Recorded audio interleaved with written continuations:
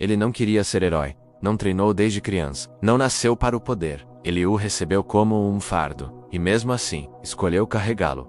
Ichigo Kurosaki não é um Shinigami, é um guardião da fronteira menos entre vida e morte, entre dor e dever, entre o que se perdeu e o que ainda se pode salvar. Em tempos de guerra, mesmo que invisível, o que salva não é a espada, é quem fica ao seu lado quando o mundo desaparece. E Ichigo construiu uma fortaleza, não de pedra, mas de pessoas. Primeiro, Orihime Inoue. Muitos a veem como uma mocinha frágil, mas isso é um erro. Ela é a guardiã da restauração. Seu poder não é só curar, é rejeitar o evento. É, simbolicamente, recriar o passado, dizer ao sofrimento: isso não aconteceu aqui. Suas presilhas, as flores espirituais, não são só um acessório. Elas são a transformação de emoções femininas em proteção pura.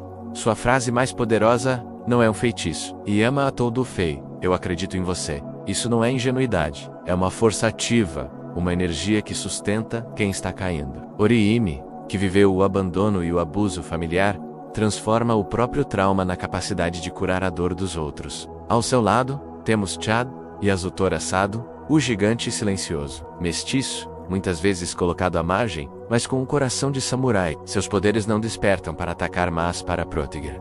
Suas mãos, como ele mesmo diz, não são para lutar. São para segurar quem cai. Ele representa a lealdade como uma virtude prática. Não é uma promessa vazia. É uma ação constante, um pilar silencioso, que nunca cede. E então, Yuri Ishida, o rival necessário. Como ensina a sabedoria antiga, conheça seu inimigo, e ele pode se tornar o seu espelho. A rivalidade entre Quincy e Shinigami não é puro ódio. São duas escolas de pensamento sobre a morte. Uma que a elimina, outra que a guia para o próximo ciclo. A evolução de Yuri nos mostra que o verdadeiro inimigo não é a diferença, mas o fanatismo, a incapacidade de ver valor no caminho do outro. Juntos, eles são mais do que amigos. São um clã não sanguíneo, guerreiros do crepúsculo correndo entre dois mundos, unidos não pelo poder, mas pelo propósito. Ichigo não perdeu apenas a mãe, perdeu a infância. E quem perde a infância, muitas vezes se torna adulto cedo demais, mas com uma ferida que nunca cicatriza. Ela apenas se transforma. A morte de sua mãe Masaki Kurosaki não foi um acidente, foi um sacrifício. Ela se colocou entre o filho e a escuridão. Um ato de amor consciente, um eco de mitos antigos sobre mães salvadoras. No fundo de sua alma, Ichigo carrega uma culpa que se torna o motor de toda a sua jornada. Se eu fosse mais forte, ela estaria viva.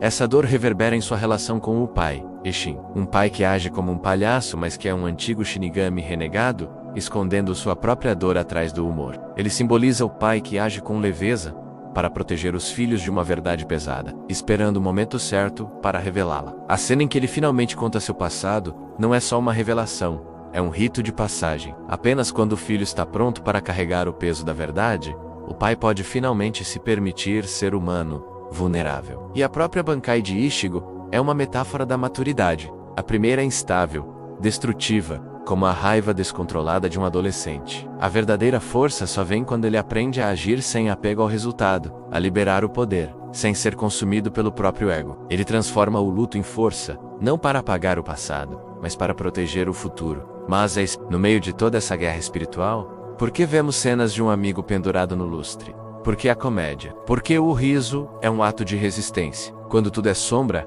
até uma careta é uma pequena revolução. Os amigos da escola Keigo, Mitsuhiro, Tatsuki, não são apenas alívio cômico. Eles são o mundo real. O colégio, as provas, o almoço. Eles são o lembrete de que mesmo em tempos de apocalipse, a vida comum continua e vale a pena ser defendida. E o pai de Ichigo Ishin, entrando pela janela com um soco voador? Sim, é comédia, mas também é um ritual familiar. É um jeito torto de dizer: eu estou aqui, estou vivo e eu amo vocês, mesmo que pareça louco. E claro, temos Kan, a alma modificada presa em um leão de pelúcia. Ele é o espírito brincalhão, o trickster que nos ensina que o sagrado não precisa ser solene. O sagrado também pode rir de si mesmo.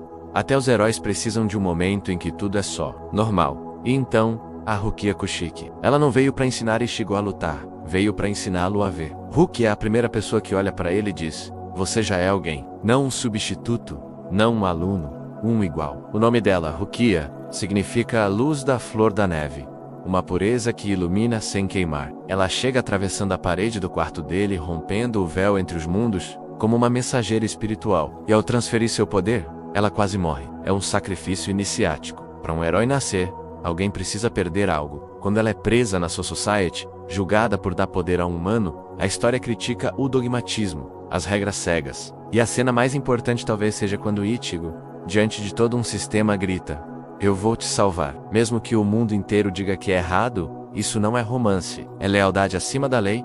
Quando a lei se torna injusta, Rukia se torna sua irmã espiritual. Ela perdeu sua irmã, Ichigo perdeu sua mãe. Ambos carregam um luto silencioso e se curam não falando sobre ele, mas lutando lado a lado. Às vezes, a família não se herda, ela se escolhe no momento em que ninguém mais acredita em você. No final, Ichigo não se torna rei, não governa o mundo espiritual. Ele escolhe ser pai. Volta para casa. Ensinar às filhas que força não é gritar, é escutar. Que coragem não é não ter medo, é ter medo. E mesmo assim, segurar a mão de quem treme ao seu lado. Bleach, no fim das contas, não é sobre fantasmas ou lutas espetaculares. É sobre os vivos que carregam seus mortos no coração, com amor e respeito. E ainda assim, encontram a força para seguir em frente para Protger. Não com uma espada, mas com presença. Obrigado por assistir. Se essa história também te tocou, deixe seu comentário e se inscreva para mais reflexões como esta. Até a próxima.